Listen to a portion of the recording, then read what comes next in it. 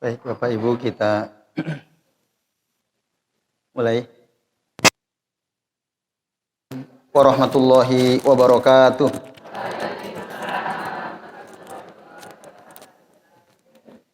Alhamdulillah. Alhamdulillahilladzi hadana li hadza wa ma kunna linahtadiya laula an hadanallah. Asyhadu an la ilaha illallah wahdahu la syarikalah wa asyhadu anna Muhammadan abduhu wa rasuluh. Allahumma shalli wa sallim wa barik ala Muhammad wa ala ali Muhammad kama shallaita wa barakta ala Ibrahim wa ala ali Ibrahim fil alamin innaka Hamidum Majid. Rabbi shrah li sadri wa yassir li amri wahlul 'uqdatam min lisani yafqahu qauli. Amma ba'du. Bapak-bapak dan ibu-ibu serta hadirin hadirat sekalian, a'azani Allah wa iyyakum ajmain. Semoga kita semua yang hadir di majelis ini nantiasa dimuliakan oleh Allah Subhanahu wa taala. Amin ya Allah ya rabbal alamin.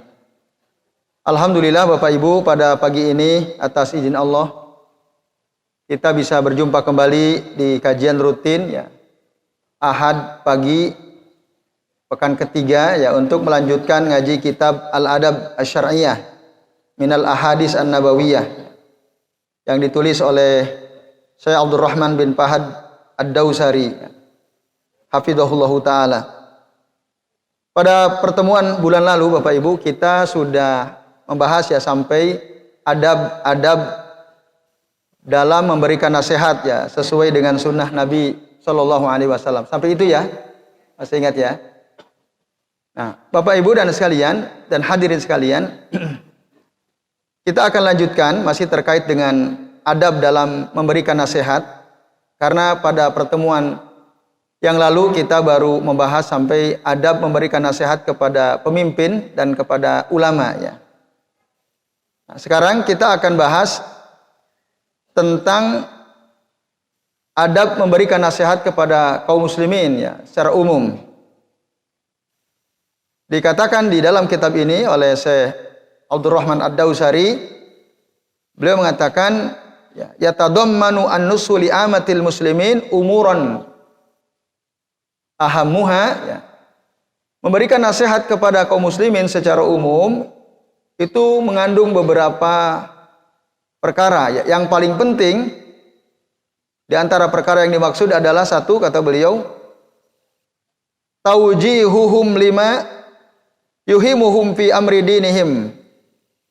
At-taujih al-am wa illam yatlubuhu bal wa in rafaduhu wa karihuhu. Mengarahkan mereka kaum muslimin maksudnya secara umum ya, kepada perkara penting dalam urusan agama mereka. Dalam urusan agama mereka, arahan yang umum ya, meskipun kaum muslimin tidak memintanya. Bahkan barangkali ada sebagian di antara mereka menolak nasihat tersebut, bahkan tidak menyukainya. Ya, tidak menyukainya. Kenapa? Karena syariat Islam menyuruh kita untuk memberikan nasihat dan menganjurkan kita untuk saling memberi nasihat satu sama lain. Sebagaimana dulu ya pada pertemuan yang lalu kita sudah sampaikan bahwa di antara baiat yang diucapkan oleh para sahabat kepada Nabi adalah an-nushu alal muslimin ya, memberikan nasihat kepada kaum muslimin. Nah, ini menunjukkan bahwa syariat menyuruh kita untuk saling memberikan nasihat satu sama lain. Ini Bapak sekalian, azani Allah wa iyyakum ajmain. Jadi antara ayat Al-Qur'an yang sangat tegas menyuruh kita untuk saling memberikan nasihat ya, terletak pada surah Al-Asr yang kemarin juga kita sudah bahas ya. Wa tawasau bil haq wa tawasau bis sabr. Jadi orang kalau mau beruntung tidak mau rugi, di antara yang harus dilakukan adalah tawasau bil haq. Saling berwasiat, saling menasihati dalam kebenaran dan dalam kesabaran. Nah, orang jahil Bapak Ibu, ya, disini kata wal jahilu wal asi wal muqassiru qad yakrahu an-nusha ya. Qad yakrahu an-nusha wa an-nasihah. orang tidak berilmu, orang jahil, para pelaku maksiat, orang yang mukosir itu tidak sungguh-sungguh ya, dalam mengamalkan ajaran agama, mereka seringkali tidak suka terhadap nasihat. Wa huwa nafi'un lahu. Padahal nasihat itu sangat bermanfaat. Nasihat itu sangat bermanfaat, tapi mereka nggak suka tuh. Biasa orang-orang jahil, tidak berilmu ya, orang-orang yang sering berbuat maksiat, orang yang ya dalam beragama itu hanya sekedarnya saja gitu ya. Tidak sungguh-sungguh, kalau dinasehati biasanya nggak masuk. Kalau dinasehati, biasanya mereka nggak suka. Padahal nasihat itu bermanfaat untuk dia. Sama, kata saya, Abdurrahman Ad-Dausari, kalmarid ya. Seperti orang yang sakit, yakrahu ad-dawa. Dia tidak suka obat. Jadi apa? Boten Bapak Ibu? Betul ya? Jadi obat pahit gitu. Orang nggak suka pada umumnya.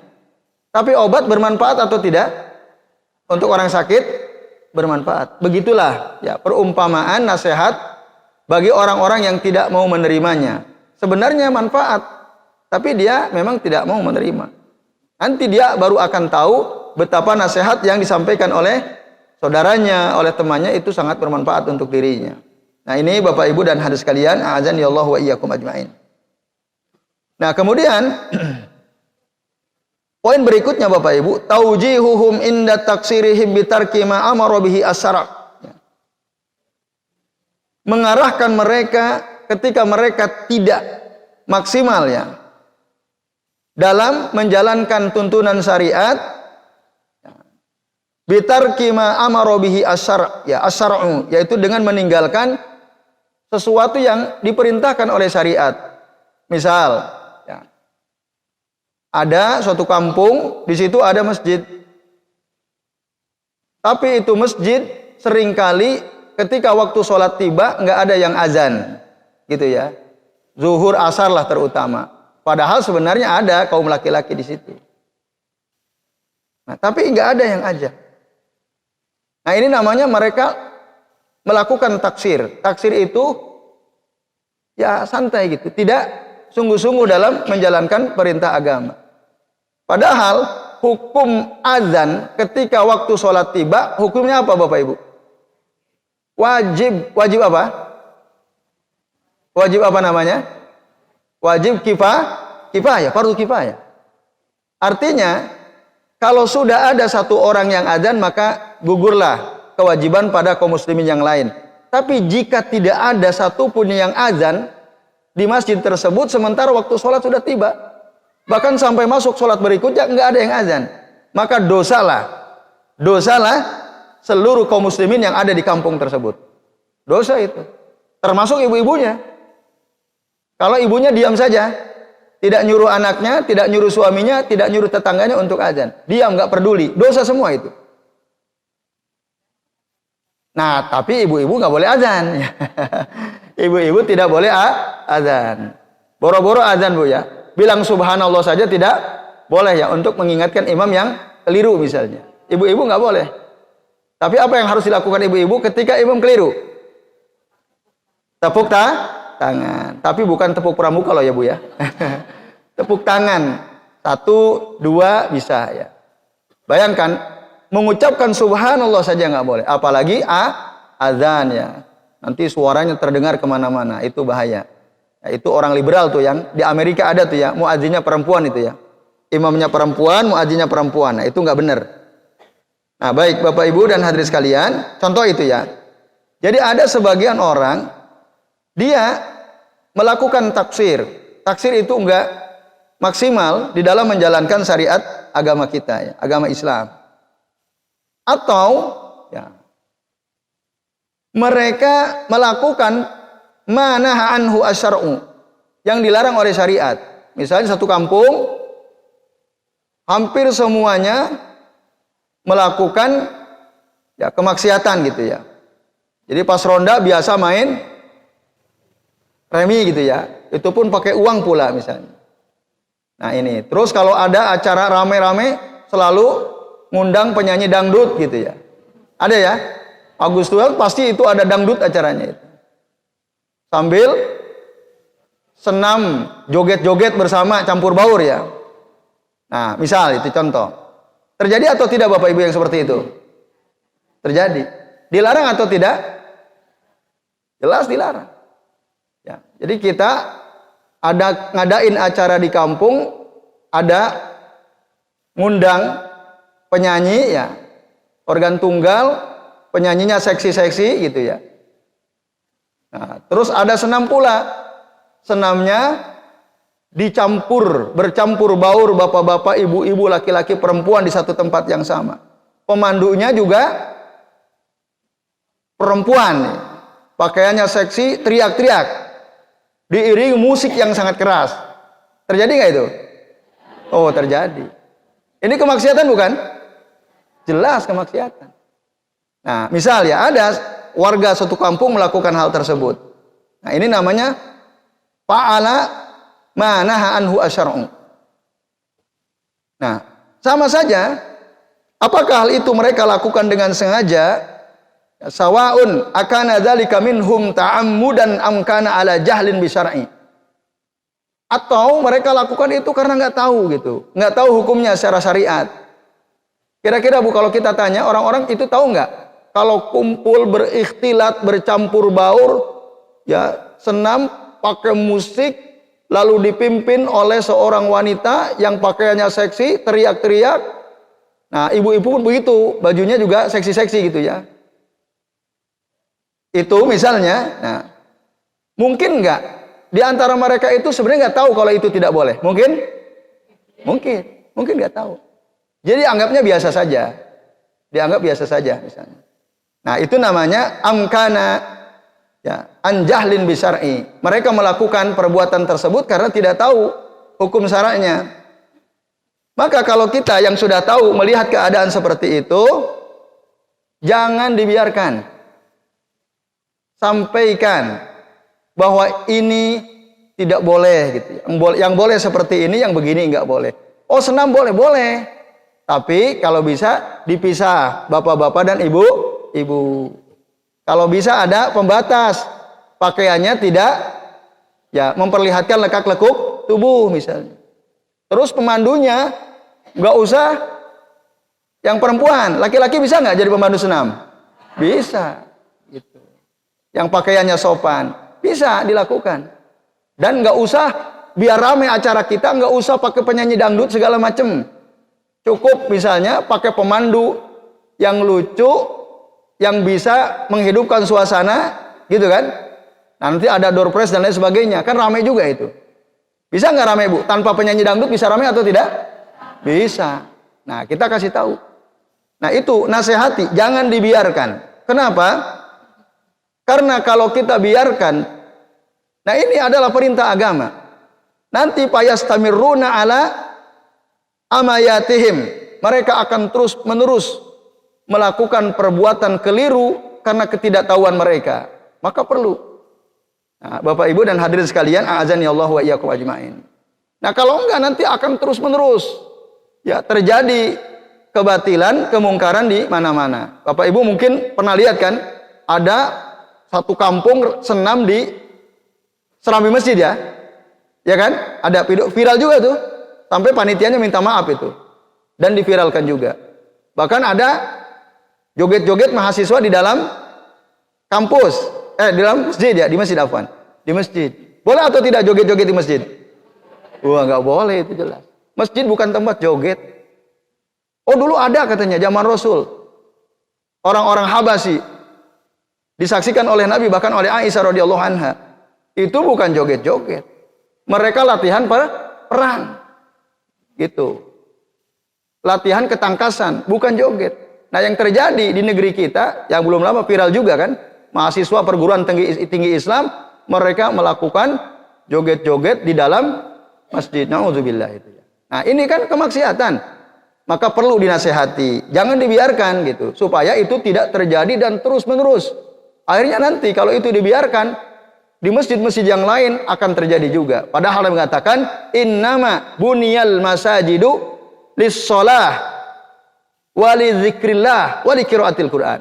Masjid itu dibangun untuk sholat, untuk zikir, dan untuk tilawah Quran. Bukan untuk joget-joget. Nah ini bapak-bapak dan ibu-ibu serta hadirin sekalian, a'adzani Allahu wa iyyakum ajmain. Itu contoh yang terjadi di sekitar kita. Kemudian bapak ibu, di antara yang perlu kita perhatikan ya, terkait dengan nasihat kepada kaum muslimin secara umum adalah,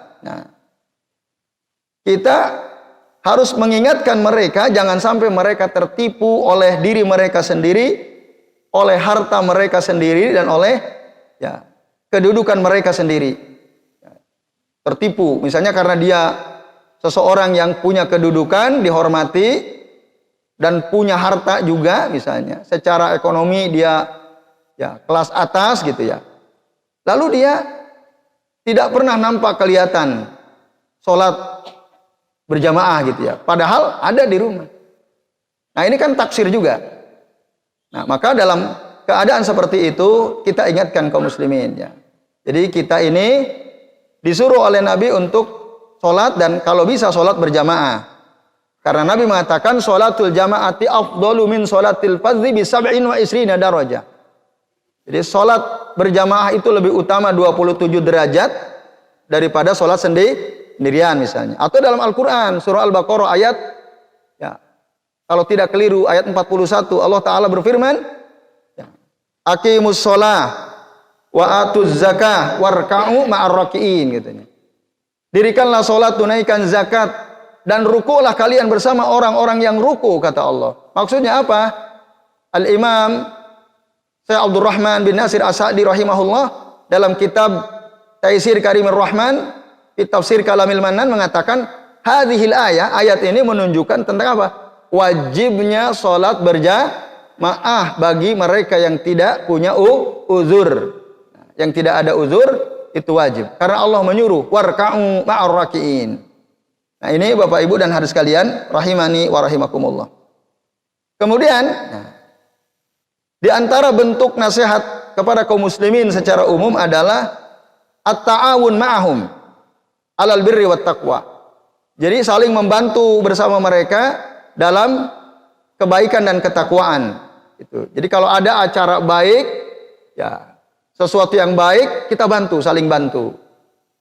Nah ini, dan tadi alal birri wat taqwa sesuai dengan firman Allah Ta'ala, ta'awanu alal birri wat taqwa wa la ta'awanu alal ismi wal udwan. Tapi kalau dalam perkara dosa atau yang bisa menimbulkan permusuhan, kita nggak usah bantu, nggak usah berta'awun dalam konteks itu. Nah ini bagian daripada nasihat bil hal ya. Dengan ada acara, tadi orang mau ngadain acara dan di acara tersebut ada kemaksiatan, ya udah seharusnya kita tidak saling membantu dalam perkara tersebut. Berarti kalau kita bantu, kita sama saja menyetujui gitu ya perbuatan maksiat yang akan dilakukan. Nah ini kata saya Abdurrahman bin Ad-Dawsari ya. Saya Abdurrahman Ad-Dawsari. Nah kemudian Bapak Ibu dan hadirin sekalian, a'adzani Allah wa iyyakum ajmain. Termasuk juga nasihat kepada kaum muslimin secara umum adalah mengingatkan mereka kepada apa yang bermanfaat ya bagi kehidupan dunia dan akhirat mereka. Contoh misalnya dalam bab akidah gitu ya. Kalau kita melihat ya saudara-saudara kita, teman di lingkungan kita, tetangga atau bahkan keluarga kita sendiri, ketika akidah mereka rusak, mereka sering melakukan kesyirikan, itu jangan dibiarkan. Mereka sering melakukan perbuatan yang tidak sesuai sunnah Rasul, itu jangan dibiarkan. Tapi nasihatilah dengan cara yang baik. Gitu ya. Nah itu tugas sesama kaum muslimin. Karena agama itu nasihatkan gitu ya kemarin ya. Ad-dinu an-nasiha. Dalam bab akidah maka nasihati jangan sampai kita membiarkan kesyirikan yang terjadi di tengah-tengah kaum muslimin. Nah maka bagus juga tuh yang viral kan di media sosial, di medsos. Si pesulap merah ya. Tahu pesulap merah? Ah itu bagus tuh. Sebenarnya dia sedang menasihati kaum muslimin bahwa kita enggak usah percaya sama dukun, itu bohong sama mereka itu ya. Itu bagus itu. Musyrik betul sekali Bu. Ditipu kita walaupun mereka protes.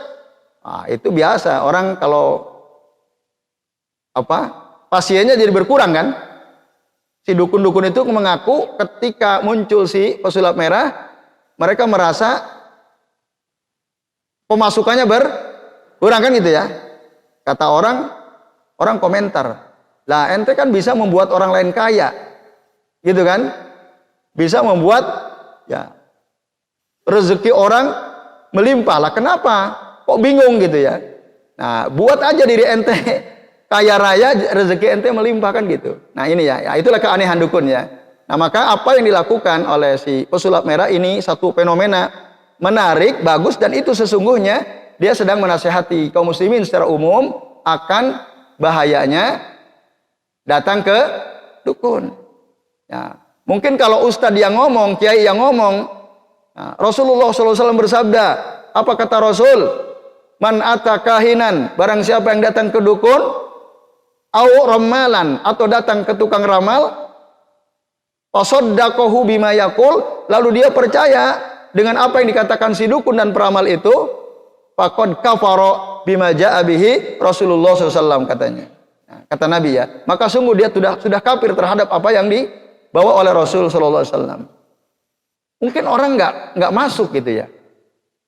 Kaum muslimin secara umum kalau dengar itu nggak masuk. Gitu. Nah, karena apa? Karena faktanya ada orang datang ke dukun ternyata berhasil gitu ya. Ada orang datang ke dukun ternyata mendapatkan apa yang diharapkan misalnya. Nah itu. Jadi nggak masuk. Nah tapi ketika dibongkar ternyata itu cuma trik ya. Bahkan ada orang berani bayar jutaan, ya kan? Ada pasien tuh ke si Gus Samsudin itu kan, dia ngaku keluar uang jutaan untuk mengobati sakitnya karena banyak orang datang ke situ. Ternyata enggak sembuh karena ditipu gitu. Nah, karena ditipu. Walaupun si Gus itu bilang ya yang menyembuhkan itu Allah gitu kan, tapi dia mengklaim kan mampu menyembuhkan. Nah, macam-macam lah. Saya kira Bapak Ibu sudah lihat ya videonya.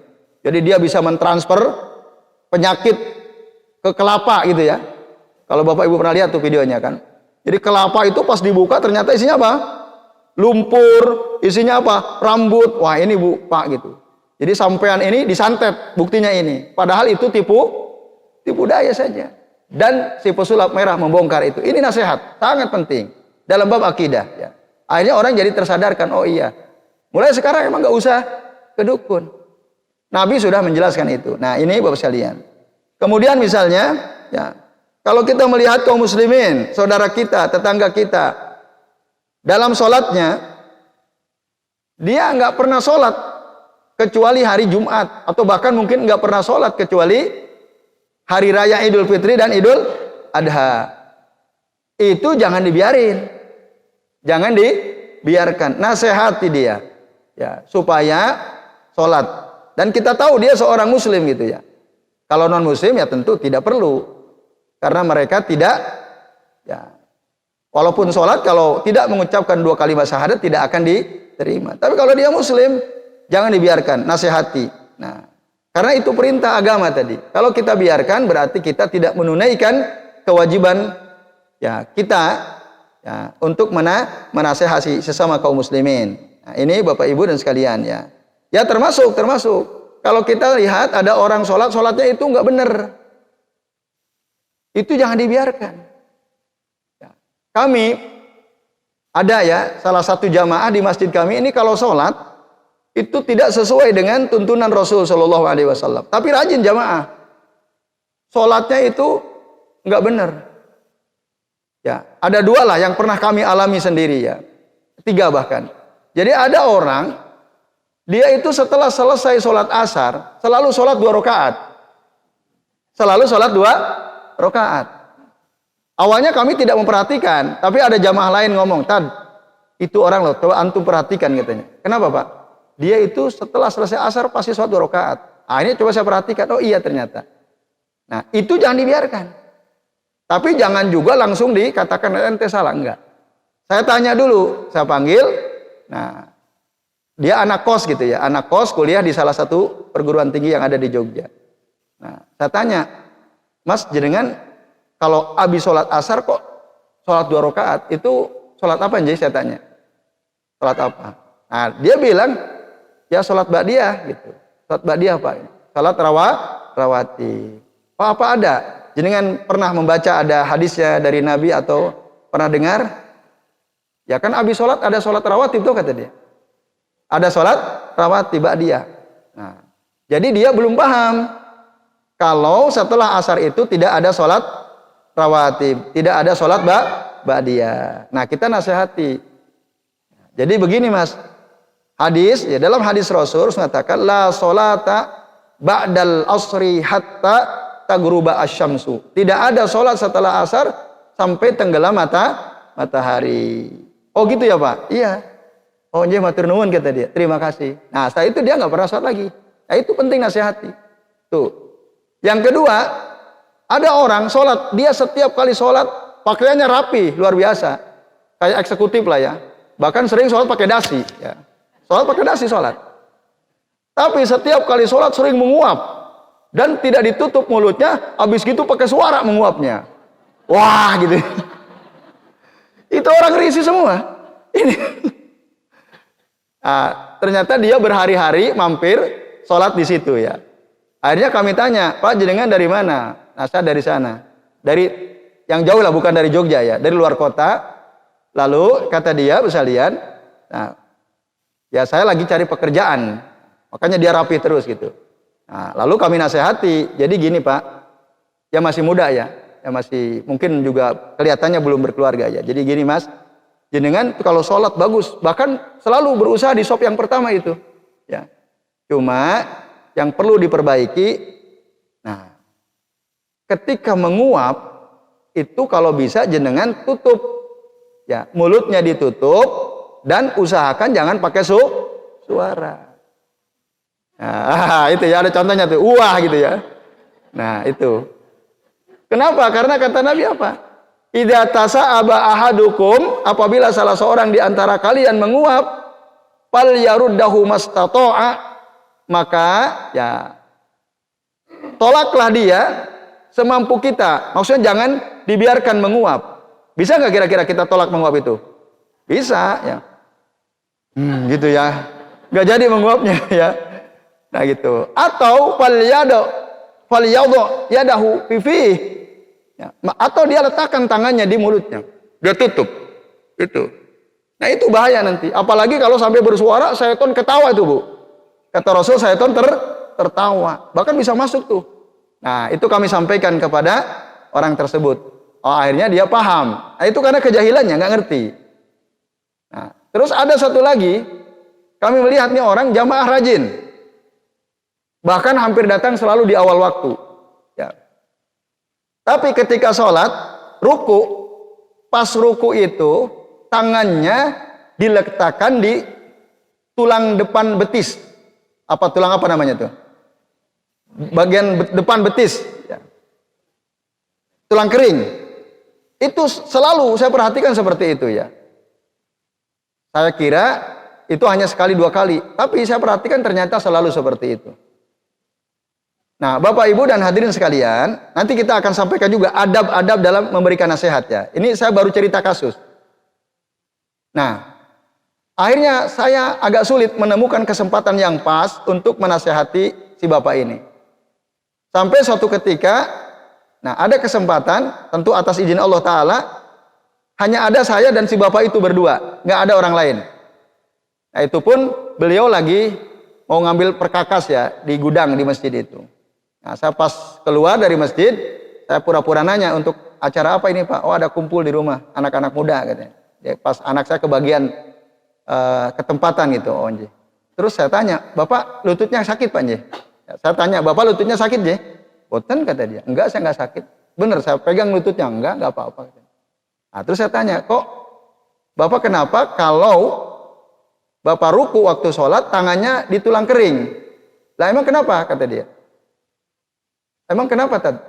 Nah, saya bilang itu tidak sesuai dengan tuntunan Rasul. Itu. Lalu yang benar seperti apa? Ya yang Bapak lihat tuh orang lain coba lihat. Ada enggak yang meletakkan tangannya di tulang kering? Nah mungkin beliau tidak memperhatikan juga. Jadi kira itu benar. Lalu saya sampaikan. Kata Nabi, ketika kita ruku ya fal yadu yadaihi ala rukbatai wa yufarriju baina asabihi ka'annahu qabidun ala rukbatai. Itu kata Nabi. Jadi ketika ruku, letakkanlah kedua tangan di atas lutut dan renggangkan jari jemarinya seakan-akan dia menggenggam lututnya. Itu cara ruku tuh, kata Nabi. Nah, akhirnya beliau terima kasih sekali Ustadz katanya. Wah, ini aku nggak ngerti ya. Nah, kan nggak paham. Jadi jangan dibiarkan. Walaupun agak lama, saya sering cerita gitu. Kapan ya saya bisa nasihati beliau? Karena waktu yang pas nggak, belum ketemu. Nah, alhamdulillah saya plong sekali itu ketika kami sudah sampaikan, lega rasanya, dan alhamdulillah sekarang beliau sudah benar gitu cara ruku. Nah, itu Bapak Ibu pentingnya. Ketika kita melihat saudara kita melakukan kesalahan dalam perkara agamanya, sholat dalam hal ini, itu jangan dibiarkan. Nabi juga begitu. Kalau ada orang sholatnya nggak benar, cepat sekali, rukunya cepat, tidak cepat, sujud cepat, sampai 3 kali kata Rasul, ulangi, a'idis sholat fa innaka lam tusalli, ulangi sholatmu, kamu belum sholat kata Rasul. Sampai akhirnya ketika yang ketiga kalinya Rasul nyuruh ulangi, dia bingung, ya Rasul, ini yang aku tahu, tolong ya ajarkan kepadaku bagaimana sholat yang baik. Akhirnya Rasul ngasih tahu. Ternyata kekeliruan si sahabat ini, dia tidak tu'maninah dalam rukuknya, dalam i'tidalnya, dalam sujudnya. Sehingga Rasul bilang, "Farka hatta tatma'inna raki'an summa rfa hatta ta'tadilla qa'iman summa sujud hatta tatma'inna sajidan summa rfa hatta tatma'inna jalisan. Summa sujud hatta tatma'inna sajidan ya, waf'al dzalika kullahu fi sholatik," kata Rasul. Kamu ruku tu'manina, i'tidal, ya, berdiri tegak dulu, sujud tu'manina, duduk di antara dua sujud tu'manina, sujud tu'manina, lakukan itu semua dalam sholatmu, kata Rasul SAW. Nah, itu Rasul nasihati, tidak membiarkan. Maka Bapak Ibu ya, kalau kita melihat ada orang keliru, itu jangan dibiarkan. Mungkin karena dia belum tahu, kita kasih tahu gitu. Walaupun di masjid yang kami tadi sampaikan, sebenarnya di situ ada pengajian rutin itu sepekan sekali. Tapi beliau meskipun rumahnya dekat nggak pernah hadir pada kajian kan. Saya nggak ngerti gitu, pembahasannya tidak ngerti. Nah itu maka perlu dinasihati. Nah Bapak Ibu dan hadirin sekalian, kata Syekh Abdurrahman Ad-Dausari, menasihati itu tanda dalilun ala wihdatil muslimin, menunjukkan adanya persatuan kaum muslimin ketika mereka saling menasihati. Ketika mereka cuek sendiri-sendiri, itu tanda berarti mereka nggak bersatu, karena nggak peduli. Nah, tanda bahwa mereka itu bersatu, mereka akan saling menasihati satu sama lain, Bapak Ibu dan sekalian. Dan sekaligus ini sebagai tatbik. Tatbik itu apa? Mengaplikasikan apa yang diperintahkan oleh Allah dan Rasulnya, yaitu fit tanasuh, dalam konteks saling memberi nasihat. Nah ini Bapak Ibu dan hadirin sekalian, karena ketika kita menasihati satu sama lain, disitulah kita akan mewujudkan kemaslahatan bagi orang yang kita nasihati dan bagi kaum muslimin secara umum yang ada di tempat kita itu. Kalau kita saling menasihati, makanya dulu para ulama memberikan perhatian sangat besar terhadap pentingnya saling menasihati. Ulama salafus saleh. Diceritakan di sini ada ya, seorang tokoh ulama besar namanya Ibrahim An-Nakhai rahimahullah. Beliau mengatakan, kanu idza ra'au rajulan la yuhsinu as-shalah allamuhu. Jadi dulu para ulama salaf, orang-orang salafus saleh, ketika mereka melihat ada orang sholatnya itu enggak benar, pasti mereka akan mengajarkan bagaimana sholat yang benar. Nah itu adalah kebiasaan salafus saleh, ya, para ulama, para sahabat, para ulama tabi'in ya. Kemudian Maimun bin Mihran rahimahullah juga pernah mengatakan, kata beliau, masalul ladzi yara ar-rajula yusi'u salatahu walam yanha. Perumpamaan orang yang melihat orang lain sholatnya enggak beres tapi dibiarkan, tidak dinasehati, tidak diperbaiki, kama salil ladzi yara an-naima tanhasuhul hayyatu la yuqiduhu. Artinya Orang yang membiarkan temannya, tetangganya, saudaranya salah sholatnya, nggak benar sholatnya, kok dibiarkan? Kama salilladzi yaron naima. Itu seperti orang yang melihat orang sedang tidur, tanhasuhul hayyatu, lalu orang yang mau tidur itu kedatangan ular. Ada ular kobra mau apa itu? Matuk dia. Lalu la yuqidhuhu. Kita biarkan teman kita itu tidur, enggak kita kasih tahu. Membahayakan atau tidak? Nah, itulah perumpamaan orang yang ketika melihat orang sholat salah kok diam saja gitu. Nah, itu artinya dia sama seperti menjerumuskan seseorang dalam bahaya. Sebagaimana tadi ada orang tidur mau dipatuk ular, dia diam saja. Nah, ini kata ulama salafus saleh, Maimun bin Mihran rahimahullah. Nah, Bapak Ibu dan hadirin sekalian, a'azani Allah wa iyyakum ajmain. Nah, cuma nanti dalam memberi nasihat itu ada syarat-syarat. Ada syarat-syarat yang perlu diperhatikan dan ada adab-adabnya. Satu, ya, di antara syarat memberikan nasihat untuk beramar ma'ruf nahi mungkar itu, ya, syaratnya apa? An yakuna indahu ilmun syar'iyyun bi anna ma ya'muru bihi minal ma'ruf. Nah, hendaklah dia punya ilmu.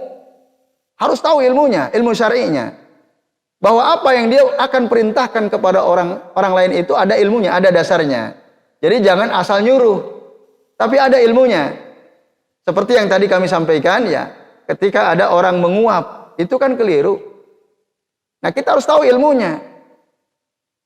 Yang benar seperti apa, yang keliru seperti apa. Nah, itu. Oh, dalam hadisnya kita tahu. Nah, itu harus tahu ilmunya. Meskipun barangkali, waduh, saya nggak bisa ya bahasa Arabnya, nggak hafal, ya terjemahnya kita sampaikan. Bahwa Nabi pernah bersabda, apabila kamu menguap, maka tolaklah, atau kalau tidak, letakkan tanganmu di mulutmu. Kita sampaikan seperti yang dikatakan oleh Nabi Shallallahu Alaihi Wasallam. Nah, itu. Jadi harus punya ilmu. Jangan asal nyuruh, jangan asal melarang. Karena nanti kalau kita tidak punya ilmu, kata Syekh Abdul Rahman Ad-Dausari, faqad ya'muru bima yadhunnuhu ma'rufan wa yakunu munkaran.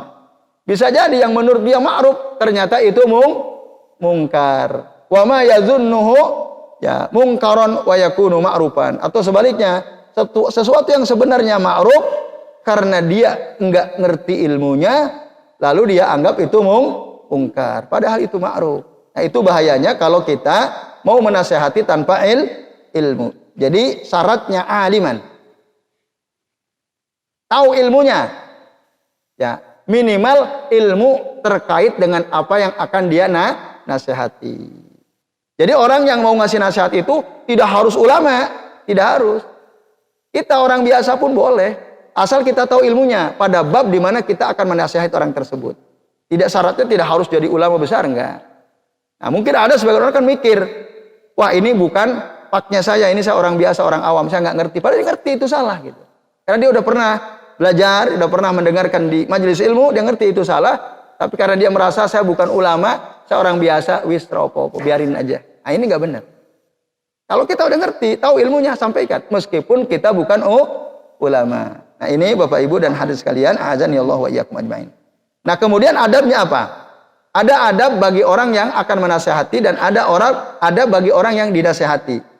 Yang pertama, Bu, Pak, adab orang yang mau memberikan nasihat itu diantaranya adalah, ya, al-israru, ya, bin nasihah ma lam yakun dzalika mimma yafutu law akharahu. Israr itu maknanya apa? Tersembunyi. Jangan di depan orang banyak. Itu. Ya, tadi saya yang cerita ketiga tadi, saya belum ketemu gitu waktu yang pas karena selalu bareng-bareng orang banyak gitu. Nah, tadi ada kesempatan beliau sendiri, saya sendiri. Nah, itu israr. Sir. Jadi lakukan itu dalam keadaan orang nggak tahu. Karena kalau kita nasihati di depan orang banyak, tersinggung. Itu bukan nasihat namanya, tapi membuka aib dia. Nah, itu nggak boleh. Misalnya lagi ngobrol banyak bapak-bapak, Pak, sampean salah loh Pak, oh, sholat kok tangannya di situ kan gitu. Kira-kira akan terima atau tidak? Tidak.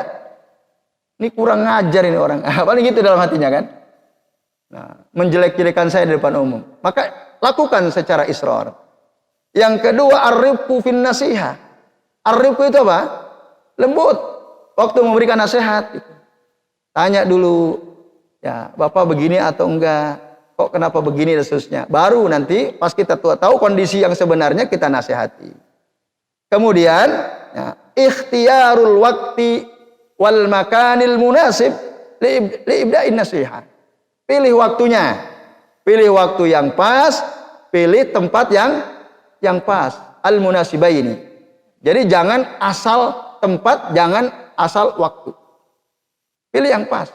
Contoh ya, tadi saya mau nasihati seorang bapak yang ketika ruku, dia meletakkan tangannya di tulang kering. Tapi saya waktu nasihati beliau, ya mungkin sudah nggak ada orang lihat, rahasia gitu ya. Tapi waktunya nggak pas. Misalnya apa? Lagi kerja bakti, ya lagi kerja bakti saya ngomongin itu kan nggak pas. Maka kalau habis sholat di masjid, itu pas. Nah, itu yang maksud ikhtiyar al-waqt wal makan al-munasibaini. Kemudian Bapak Ibu, nah gunakanlah kalau ini untuk umum, ya at-ta'rid atau at-ta'mim dengan bahasa yang tidak menohok, gitu ya, dan dengan kalimat yang umum dalam menasehati. Nah, itu jangan menohok kepada salah satu orang ya yang mau kita nasihati. Nah, itu di depan umum apalagi ya. Apalagi kalau banyak orang yang melakukan hal itu. Misalnya ya kita ini hadir di sini. Nah, itu maka sampaikanlah nasihat bita'rid. Ta'rid itu dengan bahasa halus, bahasa sindiran secara umum. Nah, kenapa ya misalnya? Dengan bahasa pertanyaan, kenapa ya kok banyak di antara kita ini yang melakukan begini dan begitu misalnya. Nah, itu dengan bahasa-bahasa seperti itu. Kemudian Bapak sekalian, ya, yang terakhir, ketika kita akan menasehati, jangan sampai tujuan kita nasihati itu dalam rangka untuk menampakkan aib orang yang kita nasihati. Itu jangan.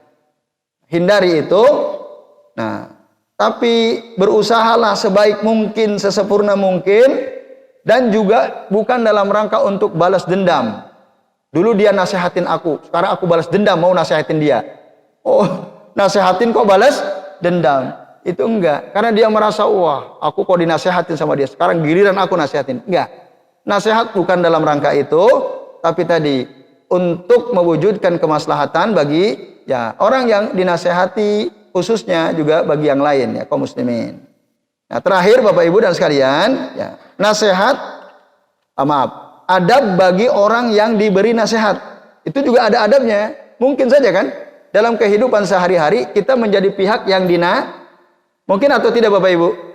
Ya kan? Mungkin sekali. Nah, maka ada adab-adabnya. Satu, saat ada orang nasihati, maka terimalah nasihat itu. Biasakan diri kita ini menerima nasihat meskipun barangkali yang menasihati kita usianya lebih muda. Yang nasihati kita secara ekonomi lebih di bawah kita. Ya. Dari sisi ilmu misalnya, dari sisi gelar akademis jauh di bawah kita misalnya. Nah, tapi ketika dia nasihatin kita terima dengan lapang dada. Jangan sombong. Oh, aku ini usiaku jauh lebih tua dari ente gitu ya. Kan ada tuh orang nggak mau nasihatin. Saya lebih tua. Ada satu majelis Bapak sekalian. Nah, panitia majelis itu menyampaikan kepada kami, Ustaz tolong sampaikan adab-adab dalam thalabul ilmi. Karena ada beberapa orang di antara ibu-ibu yang hadir ini, ya, jamaah yang hadir ini termasuk bapak-bapak, itu sering mereka merasa lebih tua dari ustadznya gitu. Karena ustadz-ustadz yang ngisi usianya lebih muda. Itu sering nggak mau terima gitu. Nah, Bapak Ibu itu nggak benar. Nasihat itu dari siapapun, bahkan dari anak kita sendiri. Kalau dia nasihati kita terima dengan lapang dada. Nah, begitulah adab bagi siapa? Orang yang dinasihati. Bahkan harusnya kita bersyukur gitu. Kalau ada orang nasihati, bahagia harusnya.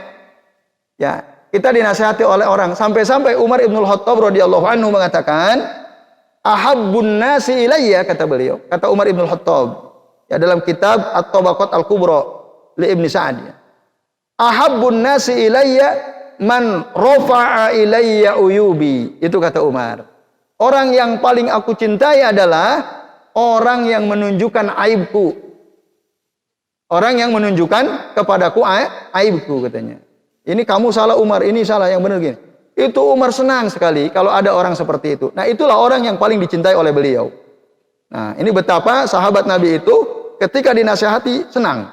Maka pun begitu dengan kita seharusnya Bapak Ibu ya. Kalau ada orang nasihati, kita lapang dada, gembira. Aduh, alhamdulillah masih ada orang perhatian sama kita. Gitu ya. Bisa nggak kira-kira? Oh, bisa banget. Insya Allah bisa. Ya. Nah, ini. Kemudian yang kedua, Bapak Ibu, ya. Allah yazunna bi akhihin nasihi illa khairan. Jangan pernah sekali-kali kita berburuk sangka pada orang yang nasihatin. Maka berbaik sangka saja. Ya. Oh, mungkin dia karena sayang sama saya, dia peduli sama saya, maka dia nasihati saya. Harus begitu. Jadi jangan suudzon, berbaik sangka saja. Yang ketiga, ya, al-mubadaratu bil amali bin nasihah. Bersegera melakukan apa yang dinasihati oleh orang itu. Tadi misalnya kita yang keliru dinasihati, kok sampean kalau sholat begini-begini, padahal berdasarkan hadis Nabi tidak demikian. Oh, saya salah ya Pak, jenengan salah. Langsung ya kita rubah, segera kita perbaiki. Jangan bertahan ya. Dan yang terakhir, Bapak sekalian, yang tidak kalah penting, adab bagi orang yang dinasihati adalah syukurun nasih wa du'a'u lahu lima asda ilaihi minal ma'rufi wal khair. Berterima kasih sama orang yang menasihati. Doakan dia dengan doa-doa terbaik karena dia telah mengarahkan kita kepada kebaikan. Maka ucapkan, Pak, Bu, matur nuwun nggih, bahasa kitanya. Kalau bahasa Rasulnya apa? Syukron. Ya, syukron jazilan wa jazakumullahu khairan. Itu doa. Terima kasih banyak. Semoga Allah membalas ya kebaikanmu dengan kebaikan yang setimpal. Nah, itu sunnah. Maka kata Rasul, barang siapa ada orang yang berbuat baik kepada kamu, fakafi'uh, balaslah kebaikannya. Kalau dia berbuat baik ya. Atau minimal doakan dia dengan mengucapkan apa? Jazakumullahu khairan. Bisa Bapak Ibu mengucapkan itu? Coba. Nah, itu ya. Tapi awas jangan salah. Saya sering ada ibu-ibu ketika dia bertanya, saya jawab, nanti dia bilang jazakillahi khairan. Saya dianggap perempuan, padahal udah tahu saya laki-laki. Nah, keliru ya dalam mengucapkan. Kalau laki-laki jazakallah, kalau perempuan baru jazakil. Tapi yang aman daripada keliru, udah jazakumullahu khairan. Udah kum. Ya, dalam sigoh bentuk jamak. Karena kalau kum, meskipun berbahasa Arab, itu untuk kalian laki-laki, tetapi Rasulullah juga menggunakan itu untuk perempuan, bahkan walaupun kepada satu orang, dalam rangka apa? Ikroman lahu, untuk memuliakan orang itu. Jadi yang paling aman Bapak Ibu, kalau kita mau ngucapin terima kasih, doanya tadi, apa tadi? Jazakumullah khairan. Itu, nggak usah kaki. Kum, udah gitu aja, aman tuh kalau itu nggak akan keliru. Tapi kalau kaki kadang-kadang keliru. Belum diedit kita udah kirim, ternyata itu untuk perempuan maksudnya. Jadi saya kira ini Bapak Ibu dan adik sekalian, ya beberapa adab penting yang perlu ya kita perhatikan, baik kita sebagai orang yang memberi nasihat maupun sebagai orang yang dinasihati. Demikian apa yang bisa kami sampaikan. Terima kasih atas perhatiannya. Wah, ini mohon maaf lagi ya, waktunya udah habis ini ya. Udah jam 7. Ya, nanti insya Allah di lain kesempatan ya. Nah, insya Allah. Baik, karena waktunya sudah habis, maka kami akhiri. Ya, dan sekali lagi mohon maaf jika ada kesalahan. Saya akhiri, nanti ditutup oleh Pak Muhammad ya. Saya akhiri, wassallallahu ala Muhammadin wa ala alihi wa sahbihi wa baraka wa sallama alaihim ajmain. Billahi taufiq wal hidayah. Wassalamualaikum warahmatullahi wabarakatuh.